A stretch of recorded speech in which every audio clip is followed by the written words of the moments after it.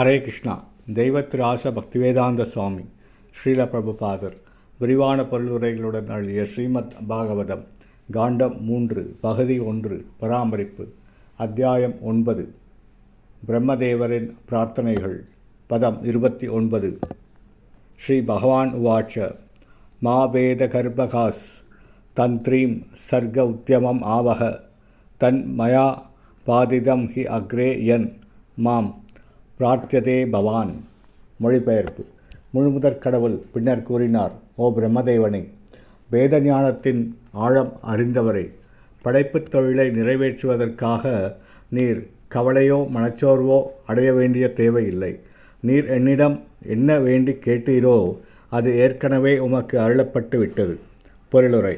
பகவானாலோ அல்லது அவரது உண்மையான பக்தராலோ ஒருவர் ஒரு பணியினை செய்வதற்காக அதிகாரமளிக்கப்படுவார் என்றால் அவர் ஏற்கனவே இறையர்களுக்கு ஆட்பட்டவர் ஆவார். உண்மையில் இவ்வாறு ஒரு பொறுப்பிற்காக அதிகாரமளிக்கப்படுபவர் அதற்கான திறமை தன்னிடம் இல்லை என்பதை நன்கு உணர்வதோடு அதனை வெற்றிகரமாக நிறைவேற்றுவதற்காக பகவானின் கருணையினை எப்பொழுதும் இறைஞ்ச வேண்டும். இவ்வாறு ஒரு குறிப்பிட்ட பணிக்கான அதிகாரம் தனக்கு அளிக்கப்பட்டதை எண்ணி அவர் வீண் கர்வம் கொள்ளக்கூடாது.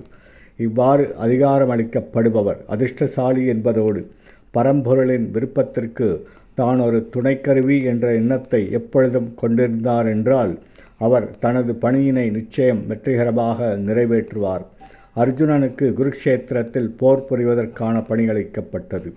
அப்பணியினை அவர் அளிக்கும் முன்னரே பகவான் அவரது வெற்றிக்கான ஏற்பாடுகளை செய்து முடித்து விட்டார். ஆயினும் அர்ஜுனன் பகவானுக்கு தான் துணையாள் என்பதை எப்பொழுதும் மறக்காதிருந்ததோடு தனது பொறுப்பிற்கான பரம வழிகாட்டியாக பகவான் ஒருவரை மட்டுமே ஏற்றுக்கொண்டிருந்தார்.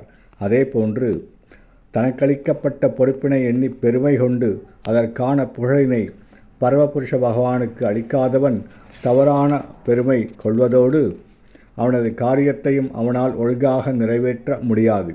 பிரம்மதேவரும் அவரது வழியில் வந்த அவரது சீட பரம்பரையினரும் பரமபுருஷ பகவானுக்குரிய உன்னத அன்பு தொண்டினை நிறைவேற்றுவதில் எப்பொழுதும் வெற்றியே பெறுகின்றனர்.